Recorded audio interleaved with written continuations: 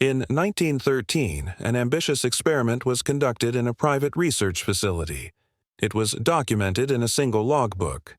That logbook was lost for over a century. When it was finally found, it contained only one photograph. That single photograph shows the research team posing beside their apparatus. But it also shows something else, something standing behind them in the shadows, something that should not be there. That one image has terrified historians and scientists alike, forcing them to question the very nature of reality itself. To understand what appears in that photograph, we must first understand the experiment. What were these researchers trying to achieve in 1913? Who was the secretive scientist leading this dangerous work? And why was this logbook, with its terrifying photograph, deliberately buried and forgotten? The story begins with Dr. Robert Thorne, a brilliant but deeply controversial physicist working in the early 20th century. Dr. Thorne was obsessed with theories that mainstream science had rejected.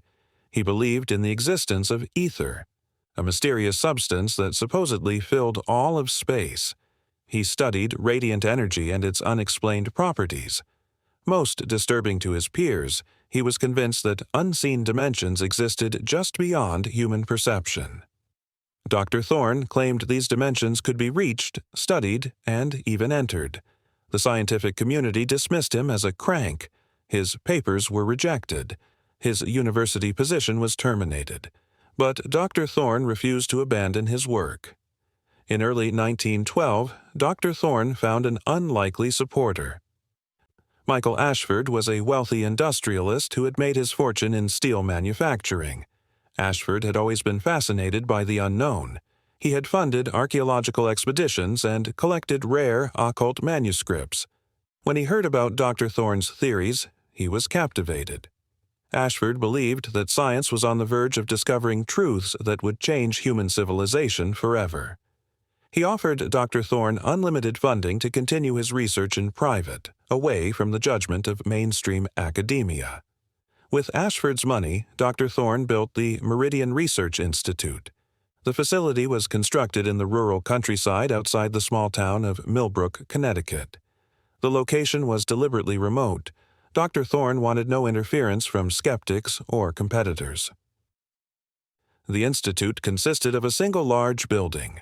Inside was a laboratory, a small dormitory for staff, and space for the massive apparatus Dr. Thorne was designing. Construction was completed by the fall of 1912. Dr. Thorne hired a small team of assistants and technicians. Among them was John Whitmore, a meticulous young researcher fresh from graduate studies. Whitmore was tasked with keeping detailed records of all experimental procedures. His logbook would become the only surviving account of what happened at Meridian. The early entries in Whitmore's logbook are filled with optimism. He describes the construction of Dr. Thorne's apparatus in careful detail. The machine was enormous. It consisted of dozens of copper coils arranged in a complex geometric pattern. These coils were connected to banks of capacitors and a powerful electrical generator. The design was unlike anything seen in conventional physics laboratories. Dr. Thorne explained that the apparatus was meant to generate a specific resonant frequency. This frequency, he claimed, would create a standing wave in the ether itself. By manipulating this wave, they could theoretically create a point of overlap between our dimension and adjacent ones. The team worked long hours assembling and testing components. Whitmore notes that Dr. Thorne barely slept, driven by an intense conviction that success was within reach. The first series of experiments began in January 1913. The initial tests were modest. The apparatus was powered on for brief periods while sensors recorded electromagnetic readings. The results were immediately unusual. Whitmore's logbook describes strange fluctuations that did not match known physics. Instruments would register sudden spikes in energy from no identifiable source. More disturbing were the physical effects reported by the staff. Several team members complained of sudden headaches when the machine was running. Others reported feelings of intense dread with no rational cause. The laboratory temperature would drop dramatically during tests, despite the heat generated by the electrical equipment. There was a persistent smell of ozone that lingered for hours after each experiment. Most strangely, local residents of Millbrook began reporting unusual lights in the sky above the institute. Witnesses described glowing orbs that moved in erratic patterns and vanished without explanation. These reports attracted unwanted attention. Michael Ashford grew nervous about the publicity. He worried that the project would be shut down before yielding results. In March 1913, Ashford made a decision that Dr. Thorne bitterly opposed. He invited Dr. Anthony Blackwell, a prominent physicist from Yale University, to visit Meridian and review the work. Dr. Blackwell was known as a rigorous skeptic who had debunked numerous fraudulent scientific claims. His visit to the institute lasted 3 days. He examined the apparatus, reviewed the experimental logs, and questioned the staff. His conclusion was damning. Dr. Blackwell declared that the entire project was based on flawed assumptions and pseudoscience. He stated that the apparatus was dangerously unstable and posed a risk of electrical fire. In a letter to Ashford, he wrote that the work at Meridian bordered on occultism rather than legitimate research. He recommended immediate termination of all experiments. Dr. Thorne's reaction was explosive. Whitmore records that the lead scientist flew into a rage upon learning of Blackwell's assessment. Dr. Thorne accused Ashford of betrayal and academic cowardice. He fired more than half the staff, claiming they had been contaminated by Blackwell's closed-minded thinking. He barred all visitors from the institute, including Ashford himself. From that point forward, only Dr. Thorne, Whitmore, and 2 loyal technicians remained at Meridian. The logbook entries from this period become noticeably different. Whitmore's handwriting grows less steady. His descriptions become shorter and more cryptic. He writes about the apparatus achieving something called unstable resonance. He notes that Dr. Thorne has become obsessed with what he calls a signal. Dr. Thorne claimed he was receiving some form of communication through the machine. He would spend hours alone in the laboratory, making adjustments and taking notes that he refused to share even with Whitmore. The atmosphere at Meridian had turned from optimistic to deeply unsettling. The final entry in Whitmore's logbook is dated April 17, 1913. It is longer and more detailed than the sparse notes from previous weeks. Whitmore writes that Dr. Thorne believes they are on the verge of a complete breakthrough. The apparatus has been modified extensively and is now capable of running at full power for sustained periods. Dr. Thorne is convinced that the signal he has been detecting will become clear once the machine reaches maximum resonance. Whitmore expresses his own doubts but acknowledges that Dr. Thorne's conviction is absolute. The entry ends with a chilling statement.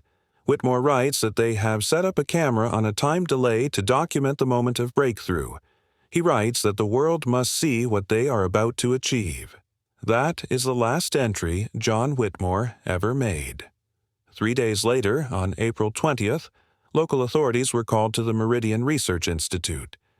Neighbors had reported seeing brilliant flashes of light from the building the night before, followed by complete silence.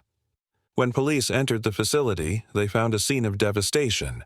The laboratory had been destroyed. The massive apparatus was wrecked beyond recognition. The copper coils were melted and fused together. Scorch marks covered the walls and ceiling. Most disturbing was the fact that the entire research team had vanished. Dr. Robert Thorne, John Whitmore, and the 2 remaining technicians were nowhere to be found. There were no bodies, no signs of struggle, no indication of where they might have gone. The building was searched thoroughly, but no trace of the 4 men was ever discovered. Michael Ashford moved quickly to contain the scandal. With the help of Dr. Anthony Blackwell, he crafted an official explanation. The story released to the press claimed that a simple electrical fire had destroyed the laboratory. The missing researchers were said to have fled the scene in panic and would be located soon. Of course, they never were. Ashford had the Meridian Research Institute demolished within weeks. All equipment was scrapped. All papers were supposedly destroyed. The entire experiment was buried and forgotten. For over a century, the story of Dr. Robert Thorne and his attempt to pierce the veil between dimensions existed only as a footnote in the history of fringe science. Then, in 2019, a discovery was made. Jennifer Hayes was a professional archivist working at the historical collection of a Connecticut university. She was sorting through boxes of uncatalogued material that had been donated decades earlier. Most of the documents were mundane: old financial records, correspondence, receipts. But one item stood out. It was a simple leather-bound ledger with no label or identification. Jennifer opened it and began to read. She quickly realized what she had found. It was John Whitmore's logbook from the Meridian Research Institute. Every experiment, every strange occurrence, every detail leading up to April 17, 1913, was recorded in careful handwriting. Jennifer read the entire logbook over the course of several hours. The final entry, describing the timed camera and the planned full-power test, sent chills down her spine. But there was more. Tucked into a sleeve glued to the inside back cover, Jennifer found a flat package wrapped in protective cloth. She carefully unwrapped it and discovered a glass photographic plate. It was the photograph that Whitmore had mentioned, the photograph that was supposed to document their moment of triumph. Jennifer held the plate up to the light and examined it closely. What she saw made her hands shake. The photograph is remarkably clear. It shows the interior of the laboratory at Meridian. The massive apparatus fills most of the frame, with its distinctive coiled structures clearly visible. Standing in front of the machine are two men. Based on the logbook, they can be identified as Dr. Robert Thorne and John Whitmore. Both men are facing the camera. They are smiling. Their expressions show excitement and pride. They believed they were about to change the world. The image is sharp and well exposed. Every detail is crisp. But in the background, in the far corner of the laboratory, there is something else. It is not immediately obvious. At first glance, it might be dismissed as a shadow or an artifact of the photographic process. But closer examination reveals that it is neither. The anomaly appears to be a shape standing in the corner of the room. It is tall, impossibly tall, reaching nearly from floor to ceiling. It is thin, so thin that it seems almost two-dimensional. But the most disturbing aspect is its geometry. The shape seems to bend in ways that should not be possible. It appears to absorb the light around it rather than reflect it. Looking at it for too long creates a sensation of visual discomfort, as if the eyes cannot properly focus on what they are seeing. Most chilling of all, the shape appears to be angled toward the camera. It gives the distinct impression that whatever this thing is, it noticed the flash of the camera. It was aware it was being photographed. Jennifer immediately recognized the potential significance of the photograph. She contacted Bella Carter, a forensic analyst who specialized in historical document authentication. Bella examined the glass plate using modern analytical techniques. She confirmed that the plate itself dated to the correct period between 1910 and 1915. The emulsion on the glass was consistent with photographic materials used in the early 20th century. Most importantly, Bella found no evidence of tampering. There was no double exposure, no added elements, no chemical manipulation. The anomaly visible in the corner was part of the original exposure. Whatever had been standing in that laboratory in April 1913 had been captured on film. It was real. The logbook and photograph were then shown to Dr. Aidan Merrick, a theoretical physicist at MIT. Dr. Merrick specializes in quantum mechanics and the study of dimensional theory. His analysis of the material provided an explanation that was, in many ways, more terrifying than any supernatural theory. Dr. Merrick stated that the reason this photograph is so disturbing is not because it shows evidence of ghosts or spirits. It is terrifying because it suggests that Dr. Robert Thorne succeeded. His apparatus, designed to create resonance with other dimensions, actually worked. The anomaly in the photograph is not a creature that entered their laboratory from somewhere else. It is an artifact of two realities overlapping for a brief moment in time. During those seconds when the camera shutter was open, the barrier between dimensions had been weakened enough for something from another plane of existence to become partially visible in ours. Dr. Merrick pointed out additional details that make the photograph even more disturbing. The anomaly is not simply present in the image. It is oriented toward the camera. This suggests awareness. Whatever exists in that other dimension, it was capable of perceiving events in ours. It detected the flash of the camera. It turned its attention toward the source. Dr. Merrick explained that this has profound implications. Dr. Thorne's machine did not just allow passive observation of another dimension. It opened a form of communication. It created a door, and something on the other side noticed that door being opened. This leads to the final, most horrifying conclusion. The wrecked laboratory and the vanished research team were not the result of an electrical accident. They were the consequence of that door remaining open. The logbook indicates that Dr. Thorne planned to run the apparatus at full power for an extended period. If even a brief, low-power test was enough to allow something to partially manifest, what happened when the machine reached maximum resonance? The evidence suggests that the barrier between dimensions was not just weakened, but breached entirely. Dr. Thorne, John Whitmore, and their two technicians did not flee the building. They did not die in a fire. They went somewhere else. Or something came through and took them. The logbook and photograph remain under study by a small group of researchers. They are kept in a secure archive. Access is restricted. The location of the original Meridian Research Institute site has been confirmed. The land where the building once stood is now an empty field.